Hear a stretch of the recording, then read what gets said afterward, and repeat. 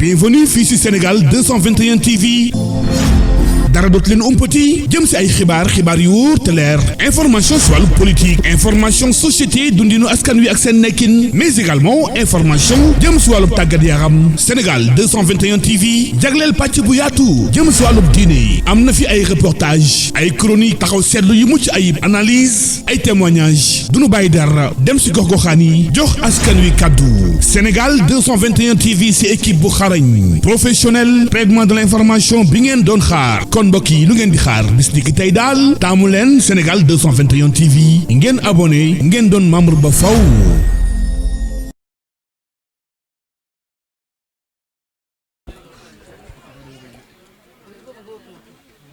bismillah bismillah bismillah alhamdulillah alhamdulillah alhamdulillah jërëjëfe Mawlana Cheikh Ibrahima Niass jërëjëfe Mawlana Cheikh Ibrahima Niass.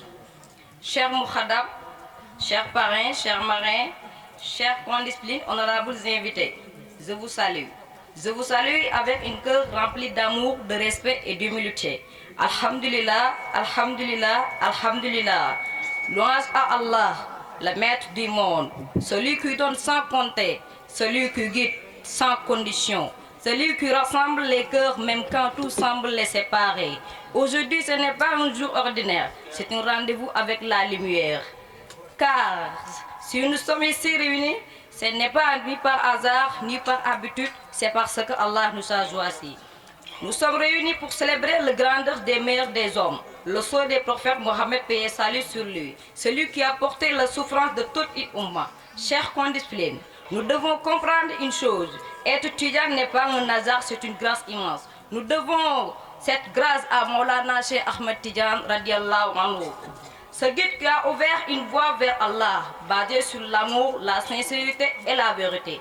Et dans cette voie bénie, Allah a envoyé un homme pas comme des autres, un homme qui dépasse les limites du temps et de l'espace, le fils de Taïba Niassène, le maître des cœurs, le détenteur de la faïda Cheikh Ibrahima Niass Baye. Baye Niass, il n'était pas seulement un homme, il était un miséricorde vivante, dans un petit village oublié de beaucoup.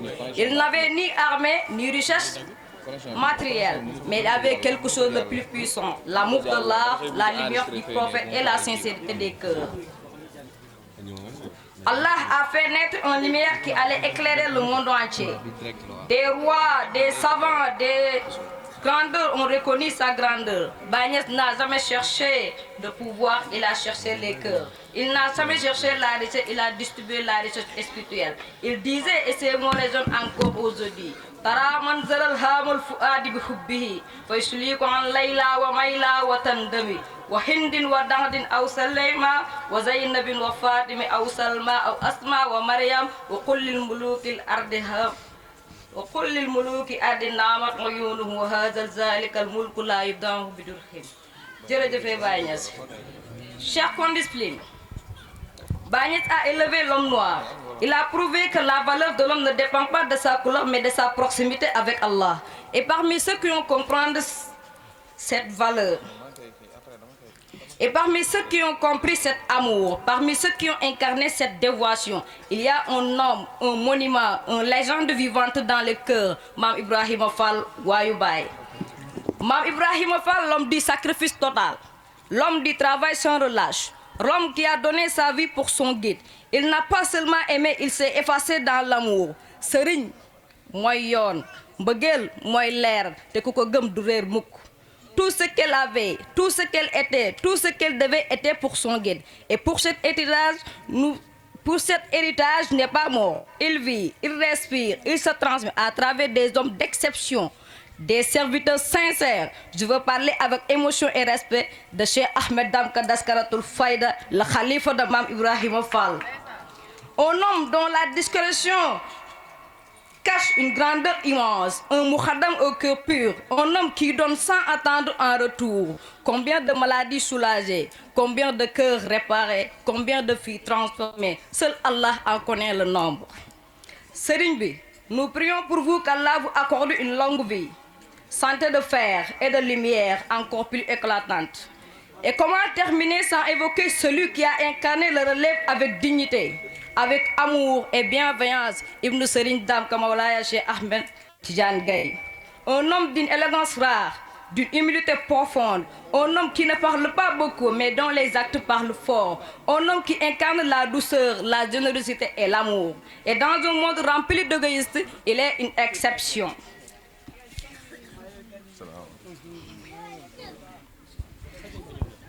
Chers condisciples, aimer Bagnès, ce n'est pas seulement le dire, c'est le vivre, c'est le montrer, c'est le prouver. Aujourd'hui, posons une question. Sommes-nous dignes de cet héritage? Si nous aimons Bagnès, montrons-nous par nos actes. Si nous aimons nos guides, suivons leurs enseignes. Qu'Allah purifie nos cœurs et qu'il renforce notre voix, qu'il nous accorde de mourir dans cette voie et qu'il bénisse le Ummah de la prophète Mohammed. Paix, salut sur les. Wassalamu alaikum wa rahmatullah. Je vous salue.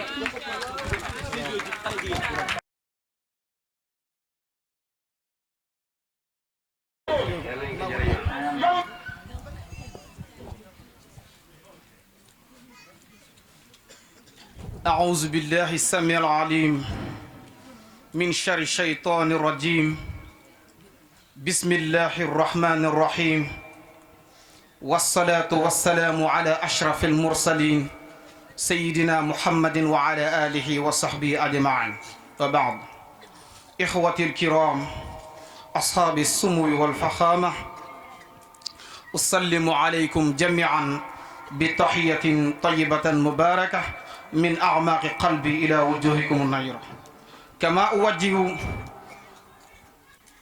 تحية خالصة ملؤها الاحترام والتقدير إلى إمام قريتنا الفاضل بايدام جاي الذي يقوم بالدور العظيم في توضيح الناس وإرشادهم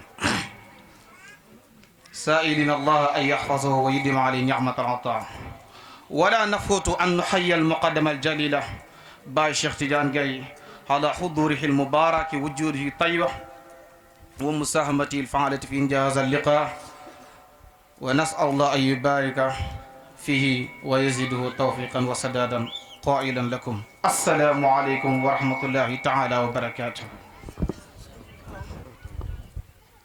معنى الطريقة وأهميتها.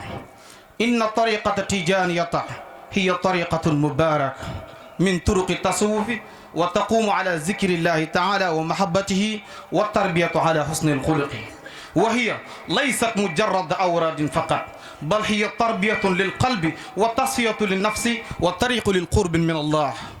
ونحن في زمن كثرت فيه الملحيات نحتاج أكثر إلى ذكر الله والاستقامة على الطريق. ونقول بالإنجليزية البسيطة We need Allah in our life every day.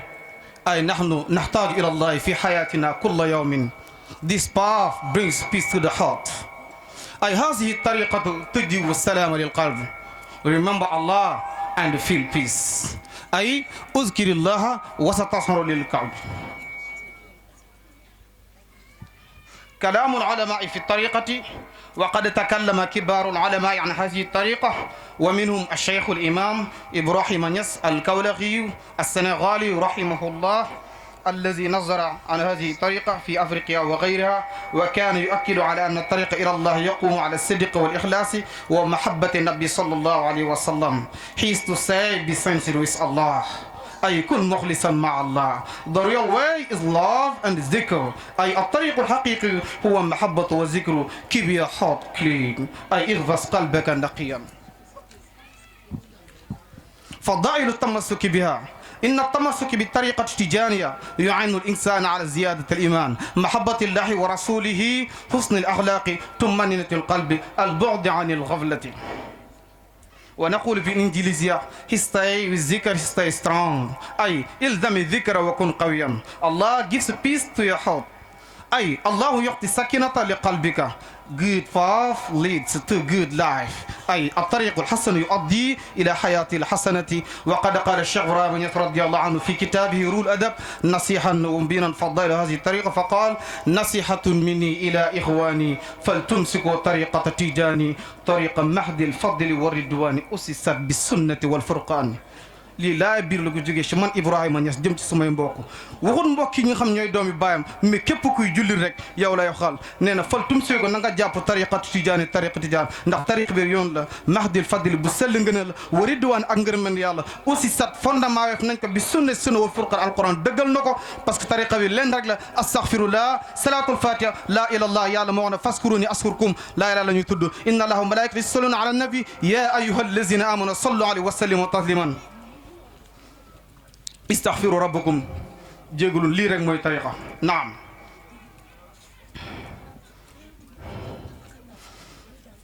إذن فمن لزمها نال فضل والإحسان ونقول من ثبت على طريقي فسيرى غيرا كثيرا في ديني وحياتي إخوتي لنجعل ألسنتنا دائما رطبة بالذكر الله ولنث قلوبنا بالذكر والدعاء ونقول بالإنجليزية make your heart with Allah أي اجعل قلبك مع الله life is better with Allah أي الحياة أفضل مع الله وكما لا أنسى أن نحيي المقدمة الجليلة شيخ أحمد دامكا سميت ندكمان يا دندرير باي دامكا باي وايام ددانو ba yàlla séddale maam Ibra Fall jot nga cëram doo mosa daano jërëjëf wax leen ko jërëjëf baay Damka baay waayam du daano jërëjëf wax leen ko jërëjëf baay Damka baay ameel na nga njaaraama